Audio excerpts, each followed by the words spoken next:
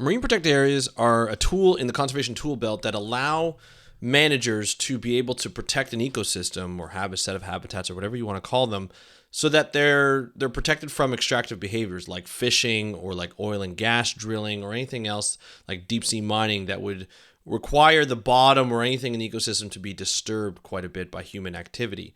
And they are becoming a bigger and bigger part of the conservation tool belt, like I mentioned. And so the big thing when somebody says, hey, we want to put a marine protected area in this area, the fisheries, especially the industrial fisheries sector, kind of comes up and is like, hold on a second here. We are very profitable doing this, and we want to make sure that we can still fish. But if we can't fish in this area, what's going to happen? And usually these marine protected areas affect our bottom line. Well, there's a study that just came out in Science that says the opposite. And we're going to look at one of the largest marine protected area in North America.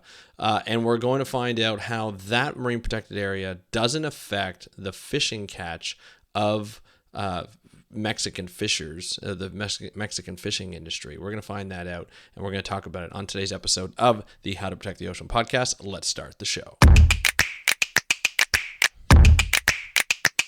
Hey everybody, welcome back to another exciting episode of the How to Protect the Ocean podcast. I'm your host, Andrew Lewin, and this is the podcast where you find out what's happening in the ocean, how you can speak up for the ocean, and what you can do to live for a better ocean. Today we're going to talk about some ocean news, a new study in Science that talks about how marine protected areas doesn't negatively impact the fishing industry. So this is a very important study that kind of proves and provides evidence of this type, and that people are always assuming and saying that marine protected areas affect fisheries, especially within the boundaries and outside the boundaries, but that's not always the case. And that can hold up a process. So we're going to talk about that today to say, hey, you know what? It actually shouldn't hold up a process because this is not true. And we've been able to prove it with the largest marine protected area in North America. So we're going to talk about that. But before we do, one of the things that go on in my head when I see these types of topics, marine protected areas, that was something that I always wanted to go into. I did a master's in marine protected areas. And, one thing I didn't know is when I came out of my master's, I didn't really know how to go about getting a job, in marine protected areas, like in the topic that I studied for my marine biology degree or for my master's degree. And so I always felt that it was something, this type of sort of gap in our knowledge and gap in our support was something that needed to be fixed. And so I recently launched a program that is designed to help you find your career, like help you establish your career in marine science and conservation. And I want you to be a part of it. It's a monthly membership that puts out episodes weekly. And I think it's something that is important for people to have because I didn't have it when I first started, and it definitely bit me in the butt and definitely changed my career. And I know a lot of people who don't have this type of advice or knowledge. It affects their career too, and so much so that they may not be in that sort of area in marine science or conservation and have to go and do something that they may not want to do or they didn't go to school for. And that's a shame. I want more people to be in science, to be in conservation. We need the help in marine science and conservation, and I want you to be a part of that. So if you go over to speakupforblue.com, that's speakupforblue.com, all one word, /career, you can get access to this immediately. All you have to do is sign up. It's $5 a month, so super, super affordable. And I put out a weekly episode. Usually I drop it every Tuesday, and you'll be able to listen to strategies, how I would apply for job ads, and more. So it's speakupforblue.com /career. All right, let's get back into the episode because, of course, that's always what I'm thinking about when I think about doing or reading or going through these types of studies about marine protected areas. Not only do we need more marine protected areas, but we also need to have people in those jobs. So that's something that we always look to do, and so I'm glad I was able to talk about that, and hopefully it helps you. Now, this is, like I said, this is an important study, and it's something that is really interesting. So I'm going to give you a breakdown of what this is how it all came to be. So as I said, there's an assumption out there that some have argued that after a large MPA, a large marine protected area that established and implemented, Fishing effort is displaced to unprotected areas and economic loss is incurred by the fishing industry. So that means there's a marine protected area that you can't fish in anymore. And then so that means that fishers have to go somewhere else to find those areas. And they always say, if we can't find new areas because we probably, go in those marine protected areas to fish, where are we going to find it? We're going to have a huge effect to our bottom line, and that's not good for us. So this study tested that assumption by assessing the behavior and productivity of the Mexican industrial fishing fleet before and after the implementation of the largest MPA in North America. The MPA we're talking about is Revillagigedo National Park. It's 147,000 square kilometers of protected area. So essentially what happened is before the implementation of Revillagigedo, I think, before that MPA went into play or got implemented, there was fishing in the areas, in the boundaries. When the MPA got implemented and established, they couldn't go into that. They couldn't fish within that boundary. That's a true marine protected area where you can't extract anything from this area. That can be confused with a lot of other things that are called marine protected areas, even though they're not true marine protected areas, where there have been cases where you could have fishing in certain areas or at certain times of the year, or you can have oil and gas development at certain times of the year or at all. And so that was something, that had to be redefined, that a marine protected area is best used when you can't take out anything from that area. And that's what this marine protected area was all about. So the overall results were there was no decreases in catch and no causal link between the variation of the spatial footprint of the industrial fleet and the implementation of the MPA. Now, I want to highlight something here. We're talking about how large marine protected areas affect the fishing fleet. So these are large areas that are being protected that are basically off limits to the fishing fleet, and so they can't fish in there anymore. They may have found their spots, and fishers do have their spots. They're very protective over them. And in the past, when marine managers who were trying to establish marine protected areas would go in and say, hey, where do you fish? They'd be like, I'm not going to share that information. That's privileged information. I want to be able to keep that so that fisher could continue to fish profitably, right? And so now here in these areas, this marine protected area, they won't be able to fish. They're not allowed to be able to fish anymore. But then when when there's a protected area and they have to go fish other places, where do they go? They're obviously going to go to probably the areas where they can get the most fish, the most catch, where it's most profitable. So once this marine protected area is implemented, they have to go somewhere else.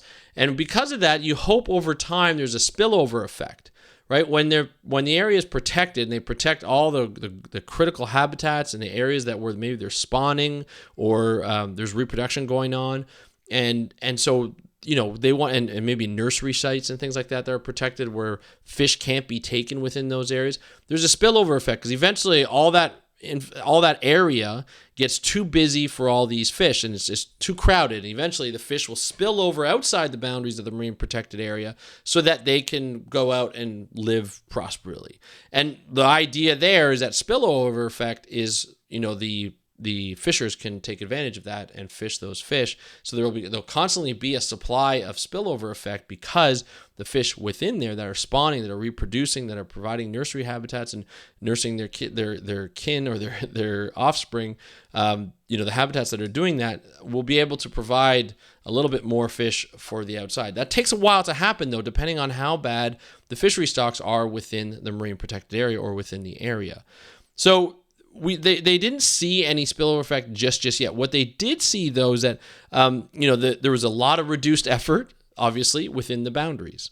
They monitored ships using AIS, which is like an automated information system. So it's basically a GPS device that you put on your boat, and then that goes up to a satellite, and that comes back to people who are monitoring the data, and you can find out where ships are going. So not only does the fishing fleet use it, but shipping fleets use it as well.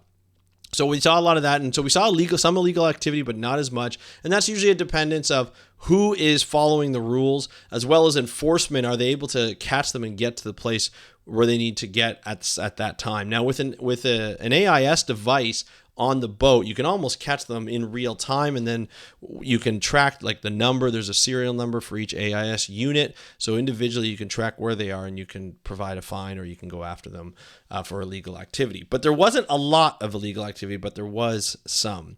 But it also says fishers are not showing increased catches as they try to move in areas where they feel that are more profitable. So, like I said, the marine protected area boundary within there is off limits.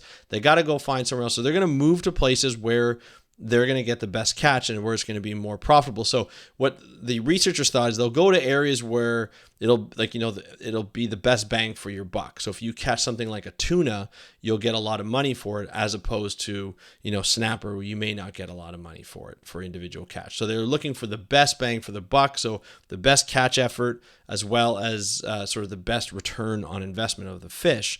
But they said, in here they were saying they haven't really seen an increase or a decrease in that. But what they did say is that the Mexican government officials have not shared their catch data that they monitor to verify the statement that, this is going to negatively affect or positively affect the areas. And of course, this marine protected area didn't go in very long ago, so we're always looking to see over time what that spillover effect is going to be. But also, the researchers call for more data transparency from the government is required so that they can properly assess this type of study, right? And so, although they didn't necessarily find that there was a negative impact, they also didn't find that there was a positive impact in this area. They did say that the fleet will go to other areas wherever it can find fish, but we don't know if it's going to make a big deal. We don't know if it's just going to be that area is going to be the area to go to, or if there's going to be any spillover effect along the boundaries.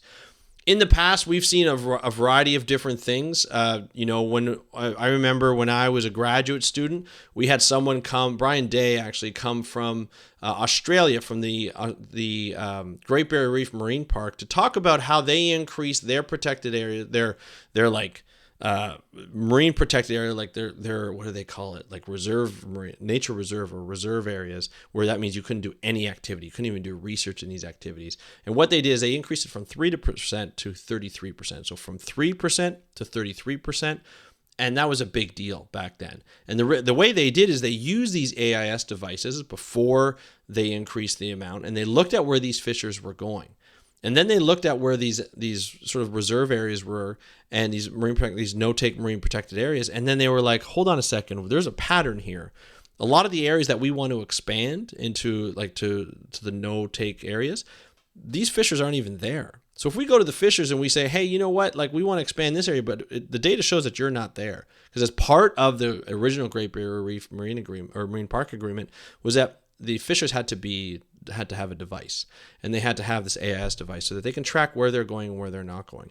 And so with that area and with that data, they were able to say, hey, you're not in that area anyway. And the fishers were like, well, if we're not in that area, why don't you just increase it anyway? We don't care. It's not a big deal for us. And I think that's how the conversation happened. I'm obviously paraphrasing, but they came up and they said, you know what, we were able to increase the area, the no-take area, by 33%, or up to 33% from 3%. That's a huge increase of 30%. That's a huge, huge increase in the amount of area that is going to be protected and continue to be protected to this day. It's like 20 years later, or more than 20 years later. So, there are examples of this happening, and it all depends on where the fishers are. Sometimes there's a lot of conflict. Sometimes there's no conflict. In the case of the Great Barrier Reef Marine Park, when they wanted to increase it, just because of data, just because of monitoring. Now, the problem is building that trust between the fishers and the government to say, hey, we want to monitor you and see where you go. Some fishers may not like that. They don't want to be tracked, and it's not necessarily their fault. They've had a tumultuous relationship with certain governments, and so they don't necessarily trust governments. Some do. Some work very well with governments. We have a lot of people here in Canada, fishers of all sorts, that work with the government of Canada, the Department of Fisheries and Oceans, to help to find out what's happening with the catch, what's happening with lobsters, what's happening with haddock, what's happening with cod and halibut and so forth.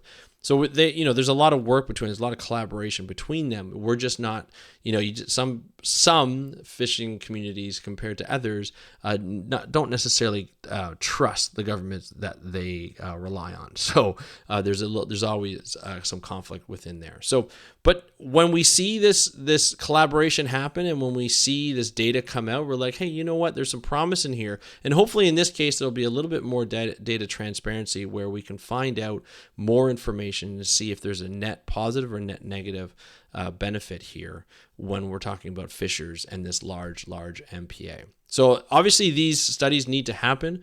We need to be transparent with them. We need to publish more of them. I'd love to see more data on that. But I also love to hear your sort of thoughts on this study, and your thoughts on this and the studies very similar to this in the future. If you know of any studies that I may not have brought up today, please feel free to contact me. Or if you have any questions or concerns or comments on this episode or any of the other episodes that I do, please feel free to reach out on Instagram at How to Protect the Ocean. That's at How to Protect the Ocean. I'd love to have a conversation with you.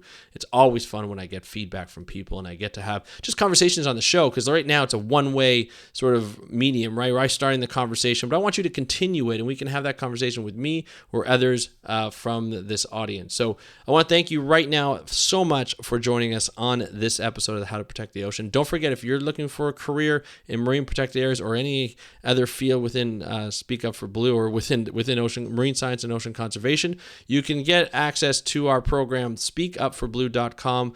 Go to speakupforblue.com/career. That's speakupforblue.com/career. But thank you so much for listening. I am Andrew Lewin. Have a great day. We'll talk to you next time, and happy conservation.